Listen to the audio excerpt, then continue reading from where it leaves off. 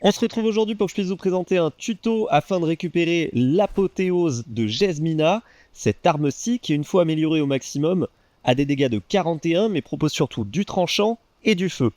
Donc pour récupérer cette arme, c'est très simple, on va ouvrir la map et on va devoir se rendre ici, au niveau de la zone que vous voyez là-bas. Alors pour vous repérer par rapport à ce que vous aurez exploré dans l'aventure, vous avez la tour des anciens Morne-Pleine. C'est l'endroit le plus simple pour y aller. Je vous invite à pas passer par la brume parce que vous allez galérer sinon. Mais on part de la tour des anciens et en fait on longe ici le plateau. Vous avez plusieurs points de passage pour arriver jusque là-bas. Également, de l'autre côté, un petit peu plus loin, vous avez la tour des anciens bois envoûté et vous avez quelques passages ici qui vous permettent d'y aller. Nous, on va directement utiliser le point de téléportation et je vais vous montrer comment obtenir cette arme. Alors, on va évidemment pas l'utiliser pour battre le boss, sinon ça serait un petit peu trop simple. Donc je me téléporte, vous, quand vous allez arriver par en bas ici. Donc en fait, vous allez sortir de la brume. Je vous invite à sauter au niveau de promontoire rocheux qui est en face et à arriver par cette porte. Une fois arrivé ici, vous allez avoir un premier passage sous porche et vous allez directement arriver sur la zone du boss. Donc c'est hyper facilement accessible et les monstres sont excessivement mauvais. Donc pour battre le boss, je vais utiliser une arme qui est la l'escourge que j'ai récupérée sur un donjon. Alors je ne me rappelle plus exactement où je l'ai utilisée, mais c'est une arme qui est plutôt pas mal.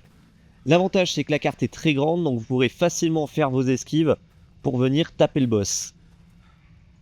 Qui est juste là. Il m'a fait peur, j'ai cru qu'il allait des pop.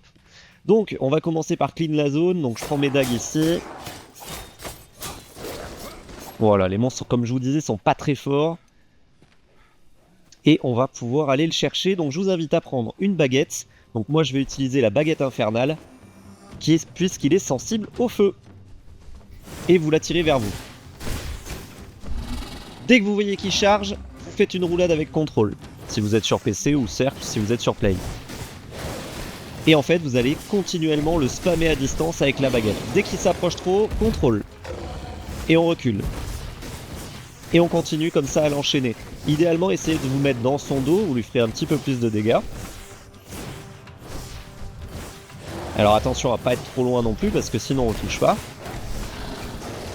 Si vous êtes un petit peu chaud, vous pouvez vous mettre dans son dos et l'attaquer à l'épée. Vous voyez que ça descend beaucoup plus vite. Par contre, il faudra être beaucoup plus attentif sur le timage des esquives. Et donc on continue comme ça tout le long du combat. Donc vous voyez ça va quand même relativement vite. Donc là je me suis pris une petite touche, mais c'est pas très grave. De toute manière il tape pas très fort. Ça va me permettre en même temps de vous montrer l'épée, voir un petit peu comment elle frappe. Ça va vous donner, je pense, envie d'aller la récupérer. Vous voyez la différence par rapport à la l'escourge qu'on a utilisée juste avant. Alors, ouais, forcément. Et ce qui est très très fort, c'est qu'avec, vous faites du régène. Donc là, on lui a quasiment baissé la moitié de sa vie juste sur une salve. Hein. Voilà, on charge. On fait un peu de recul avec la baguette.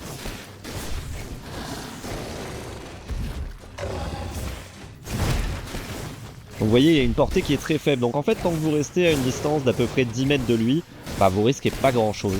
Juste pensez bien à appuyer sur la touche contrôle dès qu'il va lancer une esquive. On va encore en voir une ici. Donc là maintenant, contrôle un petit peu au dernier moment. Vous pouvez en faire 2 ou 3, hein, c'est pas très gênant. Hein. Essayez d'avoir quand même un petit peu d'énergie. Et tranquillement, c'est long, mais c'est pas grave. Puisque avec cette méthode, on est complètement safe. On s'est pris qu'un seul coup. Et encore, c'est parce que j'ai voulu vous montrer les dégâts au corps à corps.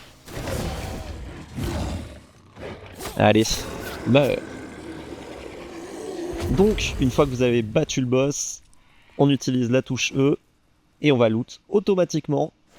Et autant de fois que vous allez le refaire. Donc, si vous avez des amis sur votre sauvegarde, je vous invite à fermer le serveur et à le réouvrir. Et vous allez avoir à chaque fois une apothéose de Jasmina qui a du coup de la régène. Alors, pour avoir la régène, il faut l'améliorer au maximum. J'espère que ce tuto vous aura aidé et que grâce à lui vous obtiendrez cette magnifique hache qui vous aidera à faire le jeu sans trop de difficultés et à profiter un maximum d'Enshrouded. A très bientôt.